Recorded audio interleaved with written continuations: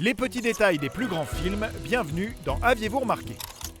Oubliez Blanche-Neige, Cendrillon ou Aurore, la princesse Disney moderne a des cheveux interminables, un caméléon comme compagnon et une poêle à frire pour se défendre. Une panoplie idéale pour partir à la découverte des petits secrets de Réponse.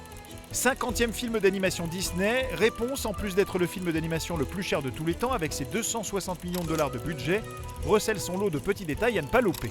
Pour commencer, un détail important au début du film, alors que Réponse n'est encore qu'un petit bébé dans son berceau.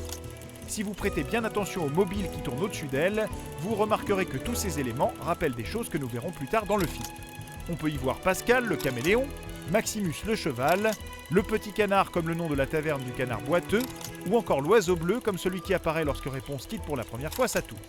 Il y a même juste là un Cupidon que l'on pourra voir en un peu moins mignon plus tard dans la taverne. En bon film Disney, Réponse s'amuse bien sûr à glisser quelques personnages bien connus dans certaines de ses scènes, comme Pinocchio ici en haut dans la taverne, accompagné d'un porc aux allures de Pumba. Et en tant que nouvelle venue dans le panthéon des princesses Disney, Réponse se devait d'être bien accompagnée et c'est chose faite dans ce plan où elle se retrouve entourée de nombreux livres rappelant d'anciennes adaptations de La Maison aux Grandes Oreilles. On peut ainsi voir les livres de La Belle au Bois dormant, La Belle et la Bête, La Petite Sirène ou encore Mulan. Mais ce n'est pas tout. En plus de cette large bibliothèque, la tour de Réponse est remplie de plein de symboles ou d'objets, rappelant également les anciennes princesses Disney. Les plus attentifs auront ainsi pu noter la présence ici du rouet de la Belle au Bois dormant, ou des dessins de la pomme de Blanche-Neige, de la rose de la Belle et la Bête, ou du soulier de Cendrillon sur l'escalier.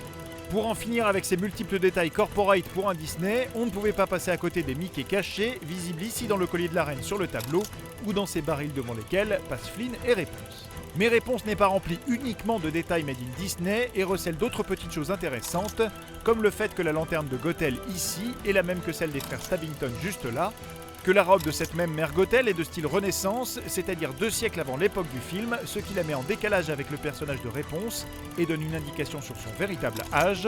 Enfin, les Normands auront pu voir que la ville de Corona est une inspiration d'un monument national, le Mont Saint-Michel, mais ça bien sûr, vous l'aviez remarqué.